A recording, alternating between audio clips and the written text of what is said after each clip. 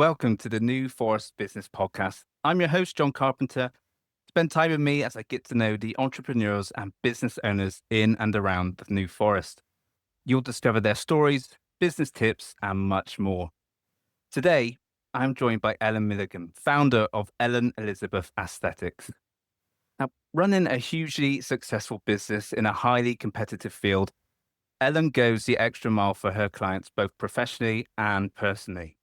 I want to discuss with Ellen why she goes that extra mile, but also I want to dive into what sets her apart, what the recent Hair and Beauty Awards meant to her, and just how does she cope on a lack of sleep, and much, much more. So, Ellen, welcome to the New Thank Forest Business you. Podcast. So, Ellen, before we dive into your lack of sleep, which astounds me, take us back to the beginning. How did Ellen Elizabeth Aesthetics come to be? So I started a nursing degree in 2018. And whilst doing that, I obviously thought it was a great idea to set up an additional business. And my first tabletop business was actually making fudge, but I fudged that one. I was making fudge, and it was a bit like a hobby, something additional to do alongside, a bit of escapism whilst doing my degree. Anyway, I realized quickly that no one likes fudge as much as me, and I was piling on pounds, and it just, it was for my benefit more than anyone else's. So I discontinued that quite quickly. And then I kept thinking, oh, I just want to do something else. I want to do another business, something else, because I just really like being busy. And it was one day I was in a bedroom getting ready, and I was looking in the mirror, and I remember getting so infuriated by the fact that I could not draw my eyebrows on to match. And it took me 20 minutes in the morning to get ready because this eyebrow didn't look like this eyebrow. And it was barbaric. So I thought, oh, I'm going to look up some treatments as to what you can have for your brows. And I saw loads of stuff and thought, okay, Google it as you do. And saw that you could do something called microblading, which is semi-permanent brow tattooing, where you draw individual hair strokes. And I thought this was amazing and looked into getting it done myself. And I thought, oh gosh, that's quite expensive. Oh, hang on a minute. I liked art at GCSE level, completely naive comment, and thought that perhaps I could divulge into it. So rang loads of clinics. Long story short, got onto the training, started training in it as a part-time job still alongside my nursing degree. Absolutely loved it. And then I was like, okay, what's next? Well, what can I do now to make my business offer more? And this was about 3 years ago that I said, okay, yeah, I'll go look into aesthetics. Because I'm already injecting in my practice. It's something I'm confident doing, let's give it a go. And I did my training in it, and it was really good. It was terrifying, but also really exciting. And I thought, okay, I usually do this at work where I'm being watched, and I know that I'm safe because I've got other people there. And I'm now going to do this week course, intensive course, and be on my own with a client, injecting them, hoping that I don't do anything wrong, which, touch wood, we're okay at the moment. So I did that. And then I was still doing it part time. And then I had 5 shifts left until I was going to be a qualified nurse. I finished my dissertation. And unfortunately, I made the decision to drop out.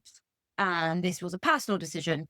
And I then went full time in my business. I have a degree in health studies. So at least I got something out of it. And then I did my aesthetics business, which was actually going full time at the beginning of this year.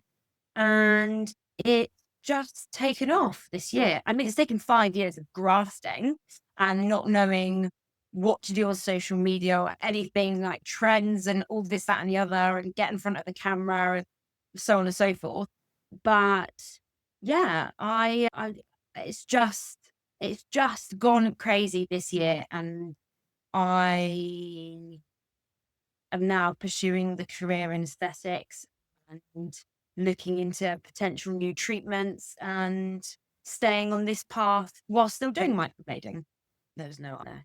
I'm really interested as to why you went for the nursing degree qualification, but also had that passion for seemingly had a passion to run a business.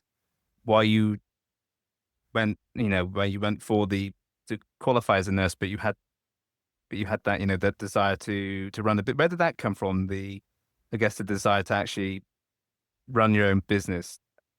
Was that something that you always wanted to do, or did you kind of put to the back of your mind because you thought, no, I'll do a qualification, I'll come out with a job, a career in something else, but actually deep down you did want to become, be a business owner? So I never actually wanted to be a businesswoman.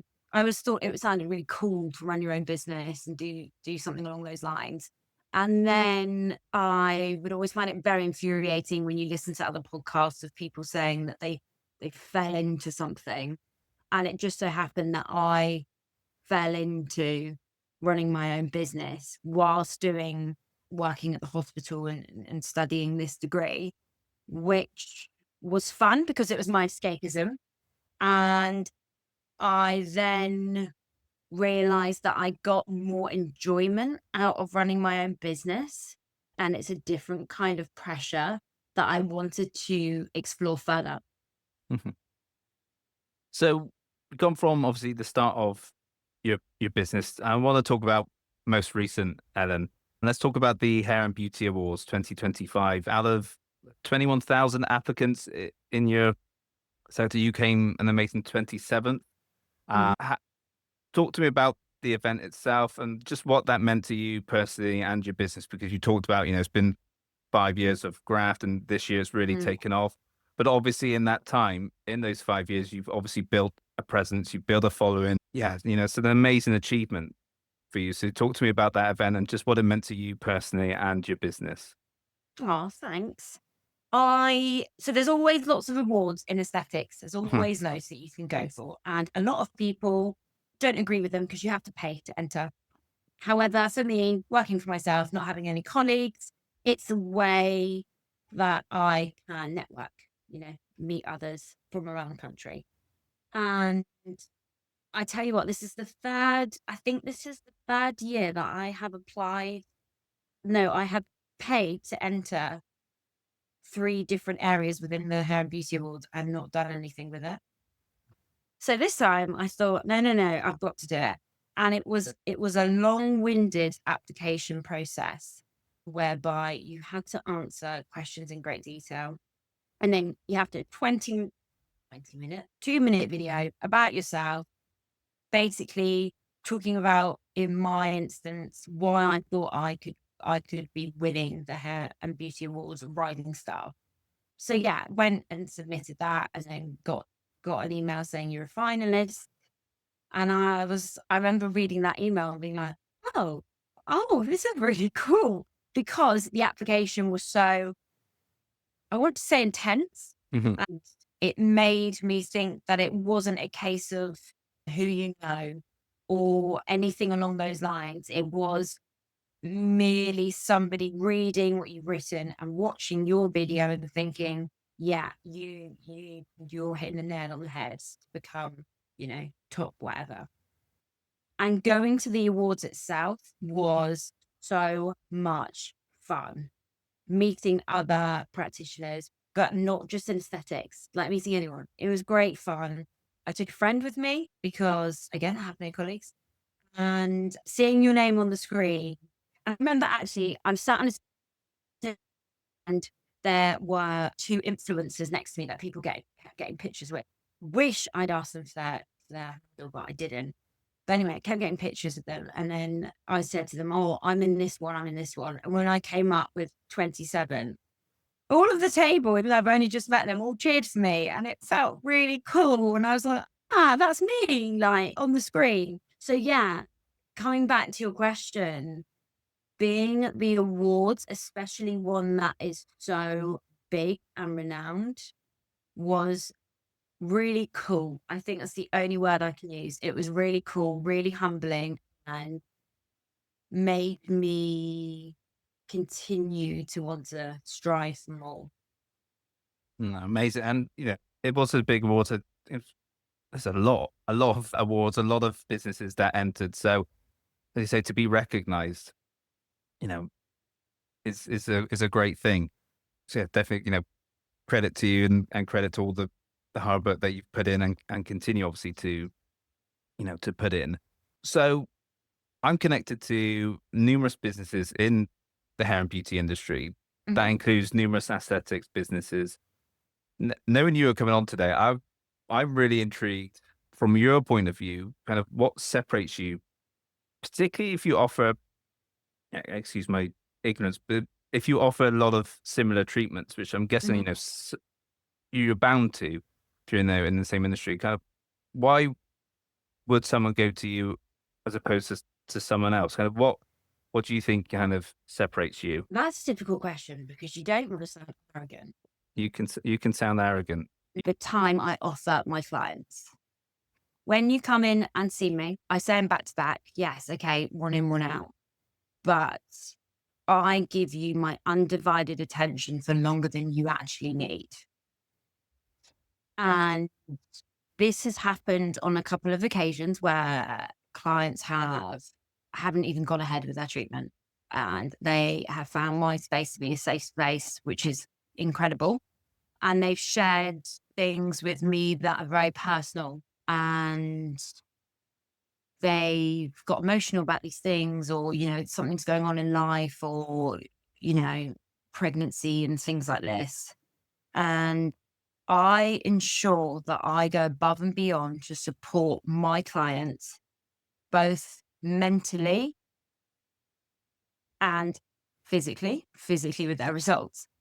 But I I will ensure that I check in with them. If they've had something go wrong, I send them flowers. I will send them a letterbox gift, something little to be like, hey, life can be rubbish. Totally understand that.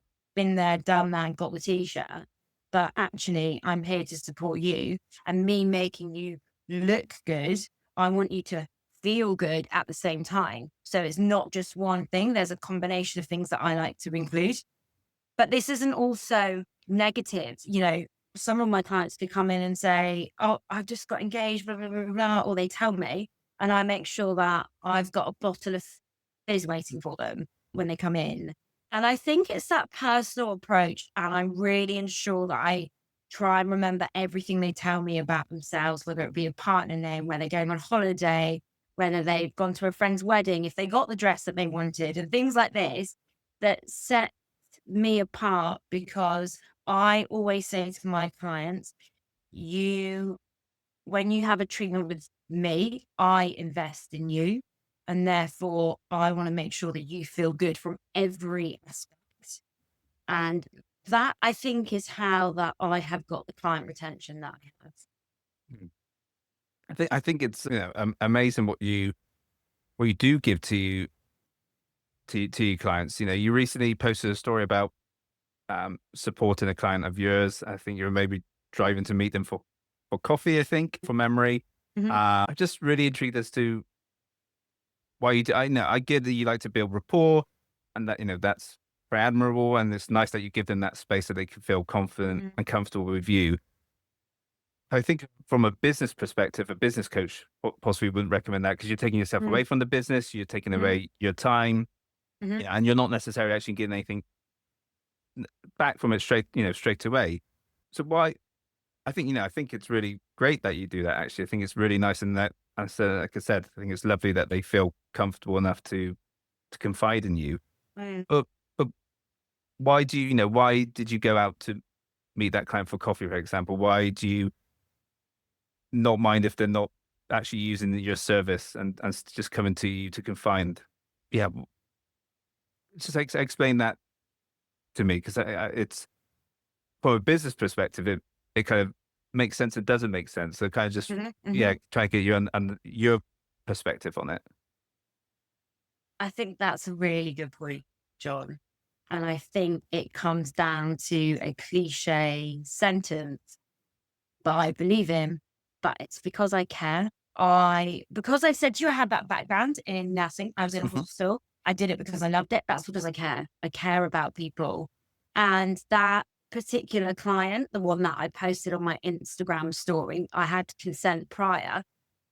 They had cancelled an appointment before and said, I'm feeling really whatever they said. And I thought, okay, I've got my little antenna on them. That sounds really weird, but they're in the back of my mind. And then it just so happens that they said they were suffering with migraines and other things. So it was just on one day that I thought I must check in just to see how they're feeling because I care. And they said, like, I'm not doing well, blah, blah, blah, blah, disclosing information. And I thought, right, you've been with me long enough now that I know how you think. I've got 2 hours to spare. Where are you? Do you want me to come and meet you for a coffee? And that's what I did. And I think that I do that because I build not just a professional rapport with these clients, like I build such a rapport with them that is still professional, of course, but gives us something different to what other people have. And it makes the time that we have together when they come to their appointments like catching up with a friend for coffee, but you're getting a professional service at the same time. Hmm. I think ultimately it will work in your favor because, you would hope that they would refer friends to you, family to you, Mm. etc., leave glowing reviews for you. So from that perspective, I get it. And, like I said, I think it's great that you give so much to your clients. I was thinking about this earlier actually about me and how much time I give to clients. And sometimes I can talk to them for over an hour on Zoom. I can be exhausted after it. We cover Yeah. covers so much ground, and I'm like, my wife will try to talk to me after. I'm like, I just need a minute. Yeah. Just need a bit of Yeah. minute just to get myself back together. So I completely understand from your point of view about giving so much of yourself to them. Yeah. I get it. I do, I do. Even though we're completely different industries, we're still working with people, and they, Mm. sometimes they'll confide in things to me and talk to me about things that are going on in their past. You got the Cool. same, and I think it's great for businesses to give their time to clients when you can, when and where you Yeah. can. I think it is invaluable. So, and I'm sure she would have massively appreciated it and Hmm. said that that's a really great thing. Now, I do want to talk about the fact that you seem to work all the time. You always post on stories that you've just shut up shop and it's late in the evening, and then you'll be we're arranging this. You'll message me in the early hours. I'm like, Ellen doesn't sleep. Yeah. She's got a child. She's got a family. How is she coping? How does she cope? So I'm going to ask you because there will be a number of business owners who will work ridiculous hours like you and Mm. struggle. So how do you get through? Because I am the queen of nothing. So since having my daughter, I have gotten really good at napping. And I kid you not, you are absolutely right. Hitting the nail on the head that I will be up at 5. My husband and I both get up at that time. It's not fun. I then do coursework lectures, so on and so forth. I then have clients. If I have an hour's gap that is not lunch, I will go and sit on the bed as I am, shut my eyes, and I kid you not, I will have a quick 20-minute kip. Wake up, feeling fresh, ready to go, 2 minutes, we go. So, in order to do all of the hours, I've gotten really good at napping. I was not expecting that answer. I don't know. I don't quite know what answer I was expecting, but that's a genius. Thank you. I Yeah, like it's a talent. it is. I'm not going to knock it. I think a No. lot of people will listen and think that sounds really obvious, but it's a Yeah. really good idea. Uh, that's that's good. I like it. You just do it. I don't think I could. Absolutely. It's taken practice. It's taken practice, and having a daughter has made it a lot easier.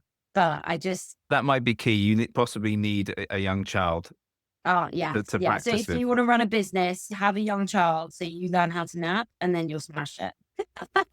I don't know if that's in the business tip manual, but maybe it should be. That's what should be there. Yeah. Have a child. You mentioned about just before I move on to business tips. You mentioned about social media, and you weren't sure about you know doing it being on camera or anything like that. You are very active on there. How do you how do you find that aspect of it? Because you post stories all the time. You're Mhm. regularly posting videos. I don't know whether you do them yourself or someone comes in to do them for you. How do you find that aspect of managing your business? Incredibly time consuming. So I was up with my husband at 5 a.m., like I mentioned earlier. And I remember I was doing a post for something, I can't remember what. An hour and a half went and I just finished it. And I was like, that's taken me an hour and a half. Oh, it was a reel. It was a before and after reel. Mhm. And it took me that long because I'm a bit of a perfectionist. And I remember being like, oh gosh, that drains me more than anything. That's really hard trying to get that done.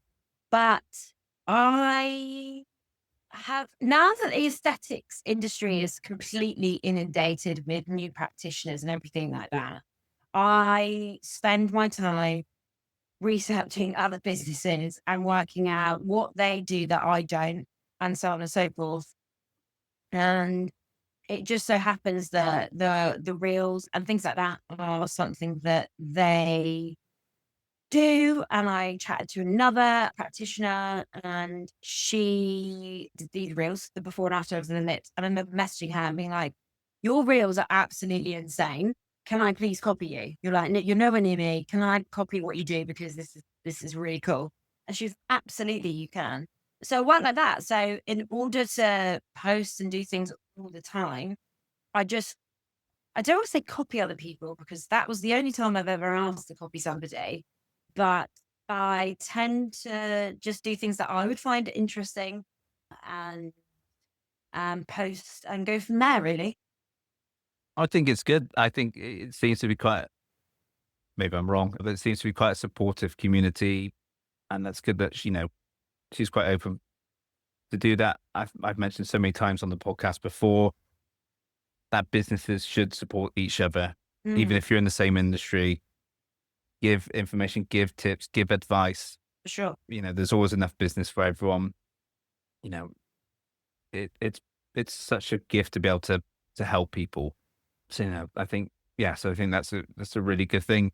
I've seen recently a number of, I don't know if it's laws or rules being brought in around the aesthetics business because it seems to be quite there's some shady, shall we say, characters in the industry, possibly Mm-hmm, giving it a bad name. hmm How are you? How do you find that? Does that affect you in any way?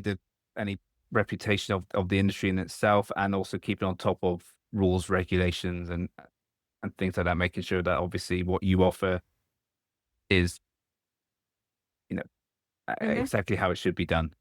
100%. I think that having, granted, I didn't finish my nursing degree, so I'm classed as a non-medic. However, having that background has given me so much support because I remember having a lecture once and it was from a lawyer who showed us loads of paperwork whereby the NHS had been sued and so on and so forth. And the main thing I took from that was if you don't write it, it didn't happen. So my clients will see that every time they come in, I am beavering away at the laptop whilst looking to them, of course, but I write down what they're having. Have they had a bruise? Have they had illness recently? So like loads of stuff like this, because I think that, you know, they keep records. You can keep them up for 10 years and you can go to court with them. Like if I don't know what I wrote or if I don't remember that client, how can I like justify my actions?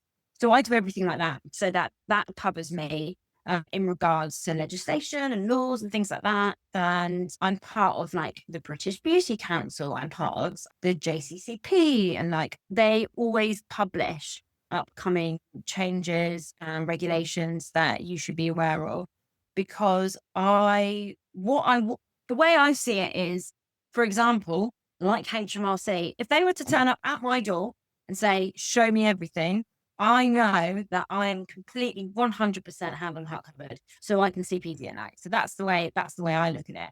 But it's interesting that you mentioned about how the aesthetics industry's got a name for itself because it most definitely does. I recently watched Olivia Atwood's program, The Price of Perfection. And I don't know if you've seen it. Wow.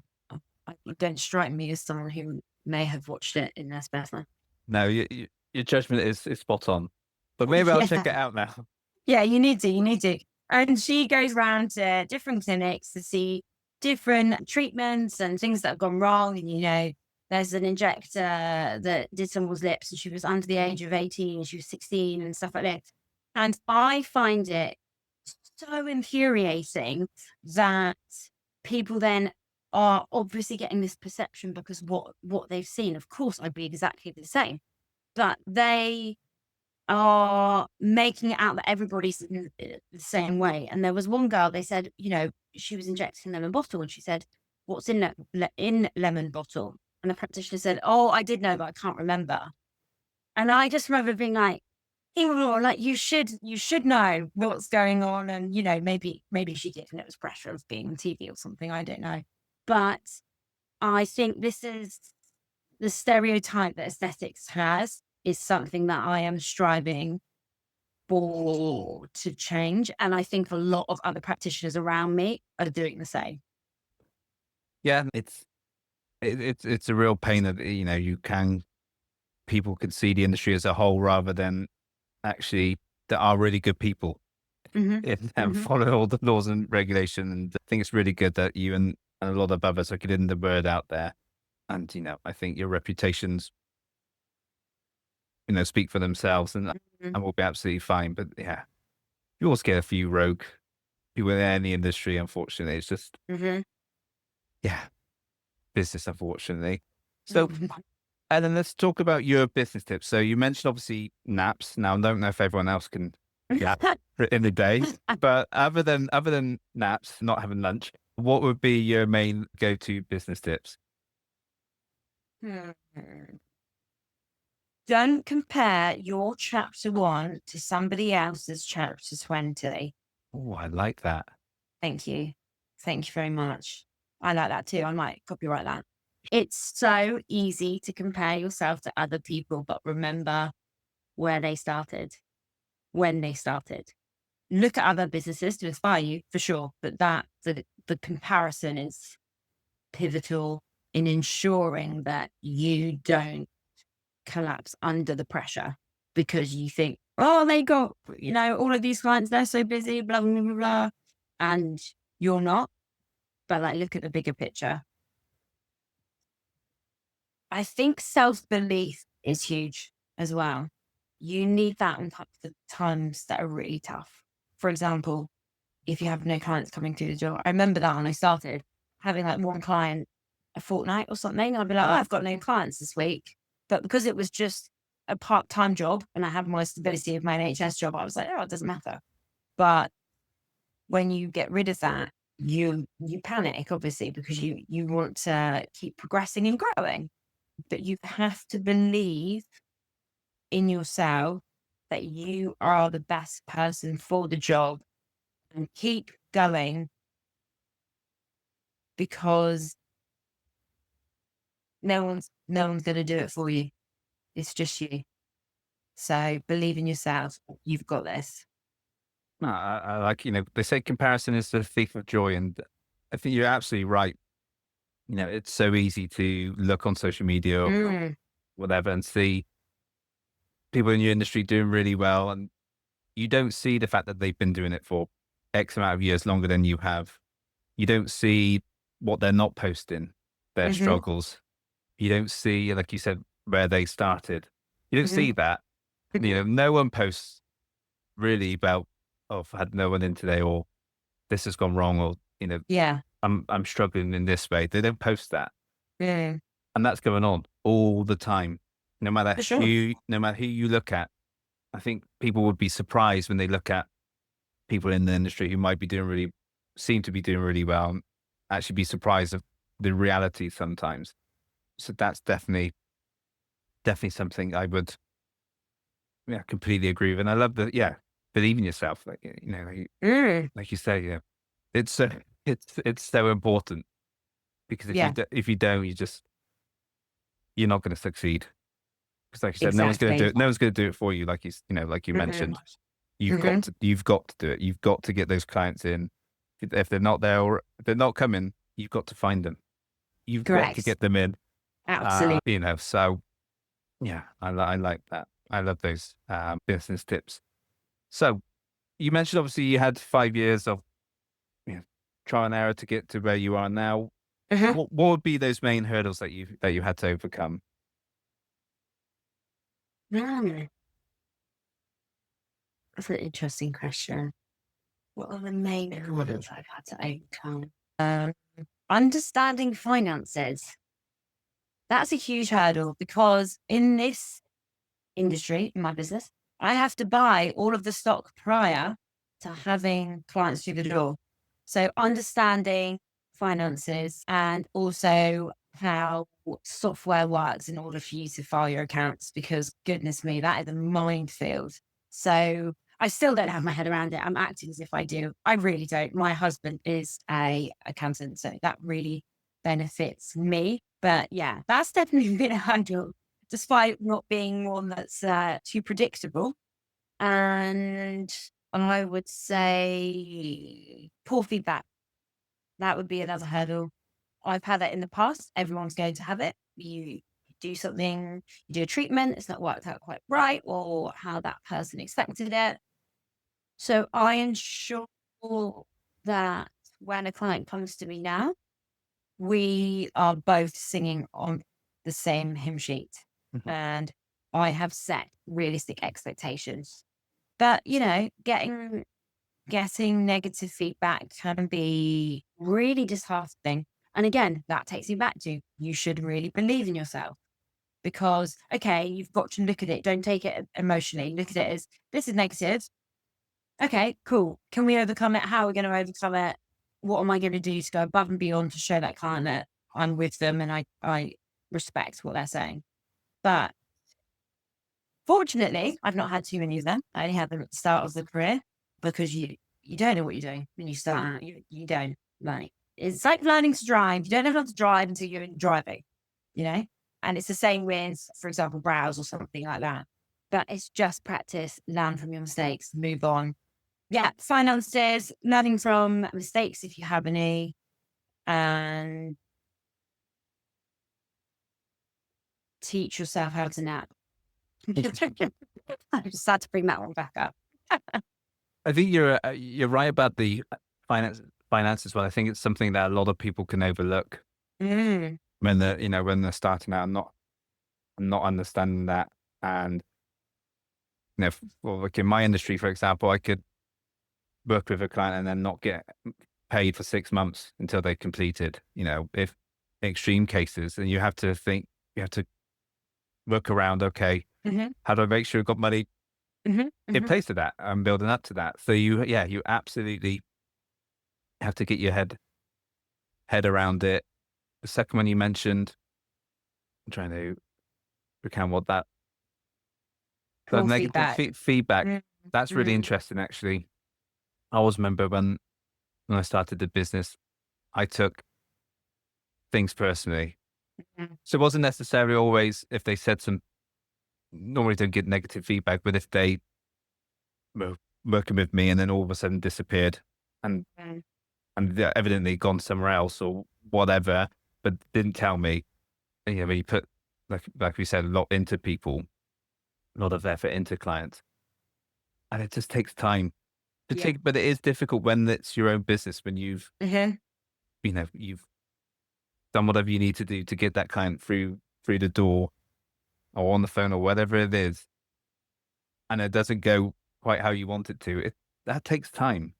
And yes, you Mhm. can, like I say, you can believe in yourself, and more people will come. But it took me a while to actually be like, okay, Yeah. I'm much better. I'm in a much better space to dealing with that now. I think, yeah, for any business owner, that's something it will happen. You'll get there and it'll be Of course it okay. will. Mhm. But yeah, it is tricky, that one. Mhm. So, yeah, there's some really good hurdles and, well, but positive message from you, Ellen, which I'm I getting. You hope seem to so. be a very positive person, which I like. Definitely like, Yeah. and I'm sure they like as well. Oh, absolutely. So we've done hurdles, done your business tips, highlights. What have been the main standout highlights for you since you started? Again, I don't think this will be predictable, but my highlight is receiving a 5-star Google review. I nearly have 200.